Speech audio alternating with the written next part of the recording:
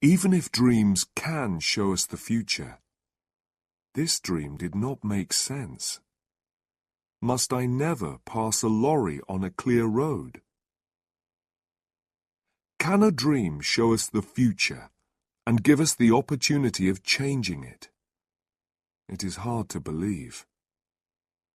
If we can see the future in a dream, then surely the future already exists.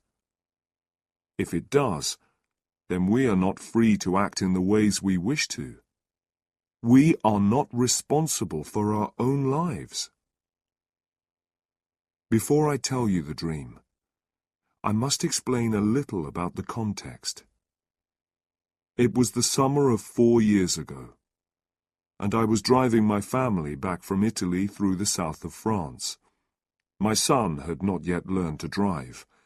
My daughter was too young, and my wife doesn't drive at all. I had been at the wheel for the best part of 3 weeks. Perhaps I was tired. Perhaps I could think of nothing except cars. We spent the night of the dream in a town called Tain-l'Hermitage. Now I'll tell you the dream. I was sitting in a big, powerful, cream-coloured car, and I was driving at high speed through the country. I was coming to a bend in the road, and in front of me there was a very large lorry. My foot reached out towards the brake, but it could not find it. I looked down. There was no brake. Worse, my hands held empty air.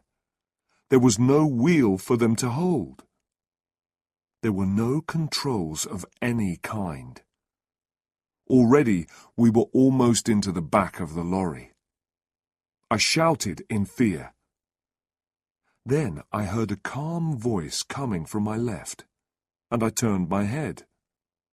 A stranger was sitting there. He was a cheerful man of about 40. He was wearing an expensive shirt, and on his head he had a red hat. I couldn't understand what he said. He spoke very quickly in French, and my own French is not very good. I didn't, in fact, care what he said. My eyes were on his clean, fat hands, which were holding the wheel. This car had its wheel on the left. He, not I, was in control. We drove safely round the bend. He turned the wheel slightly to place the car in the middle of the road. He was going to pass the lorry. The road stretched straight ahead. It was bright in the sunlight, and it was quite empty. Only one other person was in sight. A woman was sitting outside a small house with white walls, and this house was almost exactly ahead of us. She was sitting by a table, putting some flowers in pots. She wanted to sell us some, and waved them at us. This sight, for some reason, filled me with a terrible fear. The flowers made me think of death, and our final resting place. At this moment, we were level with the lorry, and ready to pass it. But then, the lorry began to turn away from the side of the road towards our car. It appeared that the driver was doing this on purpose. The stranger by my side shouted loudly and tried to move out of the way. There was a terrible noise from the back of the car, and then an explosion. The earth seemed to turn over, and the noise of flames burned in my ears. At that point, I woke up in fear. I was very worried by this dream, and could not sleep again. It seemed to have a message, and I wanted to explain it. Even if dreams can show us the future, this dream did not make sense. Must I never pass a lorry on a clear road? The road to Paris is always filled with very large lorries. Most of them come up from Marseille, and I always have to pass them when the road is clear. I can't drive slowly behind them forever. No, this was not the meaning of the dream. At its heart was some kind of fear. I had to recognize my fear, and then I could forget all about it. I thought about my driving during the last 3 weeks. I tried to remember all the lorries and all the small white houses. I thought of all the cars which were painted cream.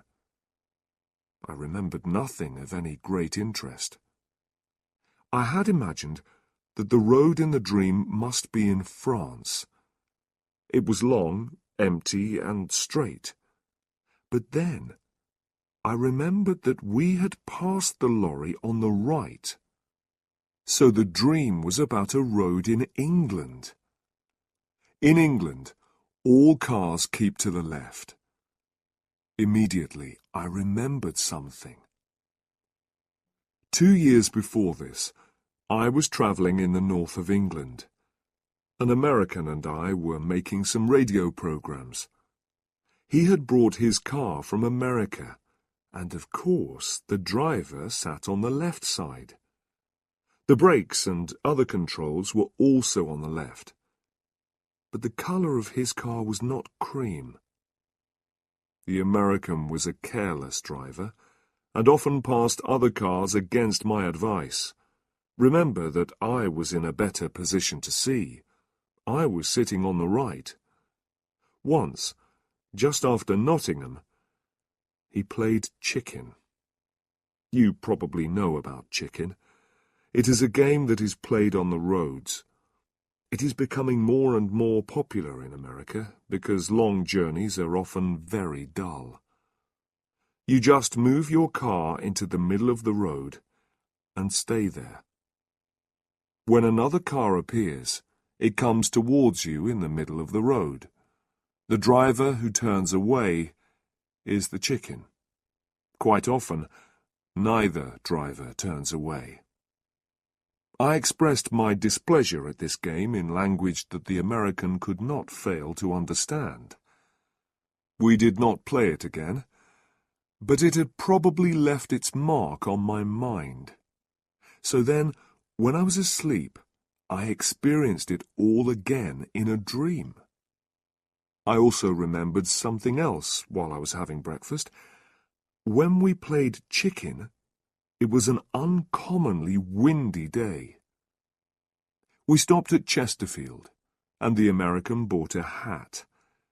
It was a black hat, not a red one, but in dreams details are not always exact. After this, I forgot about the dream until the afternoon. The big French lorries often play their own game. They stay in the middle of the road, and you can't pass them. You have to stay behind them. Sometimes you have to follow them for endless kilometres, although the roads are almost completely empty. This afternoon, we were following a large vehicle which was making terrible noises. When I blew my horn, the driver moved to the side of the road. But it was the wrong side. He was driving along on the left, instead of keeping to the right. There was enough space on the right for me to pass him, but to do that would be wrong. So I just followed him for a few kilometres, and I told myself not to pass him. I considered the situation from every point of view. I could certainly turn my car more quickly than he could turn his lorry. It was a very big, heavy lorry. Could I perhaps pass him quickly on the right before he could do anything? If he turned to the right, though, He could easily kill us all. He probably wanted a bit of fun, but he might want an accident. If he killed us, nobody would say it was his fault. The law would be on his side. The road ahead was quite empty, and went on for many kilometers. I drove more slowly until some distance separated us.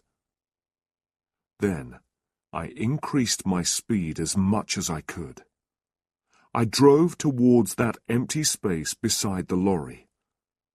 My car was moving at about 110 kilometers an hour. The front of my car was almost level with the back of the lorry. Then I saw something that knocked the breath out of my body. On the grass, beside the road, a woman was sitting outside a small white house with a table of flowers. For the first time in my life, I changed my mind while I was preparing to pass another vehicle. My foot went down hard on the brake. The car rocked from side to side. From behind me, I heard the sound of a horn. Another car was following us at a high speed. I knew its color before I saw it. It was cream. I pressed hard on the brake and turned the wheel slightly. I was just able to move in behind the lorry without touching it. The other car passed us, and the driver blew his horn wildly. It reached the lorry, and then the lorry turned towards it. For a moment, I thought that the car was going to pass the lorry safely. It was moving very fast. Then the front of the lorry just touched the back of the car. It was only a light touch, but it knocked the car towards the side of the road and the woman at the table. The driver of that car knew exactly what to do. With the greatest skill, he turned it back into the middle of the road. His control was wonderful, much better than mine. He waved angrily at the lorry driver and drove quickly away in a cloud of dust. He was soon out of sight. We stayed that night in Fontainebleau. A big car was standing outside the hotel, and the back showed signs of damage to the paintwork. It was a cream car, and so I looked for the driver. He was not wearing a red hat or an expensive shirt. He was a young man from Paris, not like the driver in my dream. He spoke good English, so I asked him if he would like the number of that lorry. I had noticed it, and I was happy to give it to him. But he only laughed. The law won't help you if you pass on the wrong side of the road. To him, the whole thing had been a game. It tests your skill, he said. If the car is powerful enough, you can do it. But you couldn't do it. Not in your car. I didn't tell him about my dream, my reason for not passing the lorry. There was no time. He was in a hurry and wanted to reach Paris quickly. It made me think, though. I don't really believe in dreams, of course, but some things saved us all from a terrible death.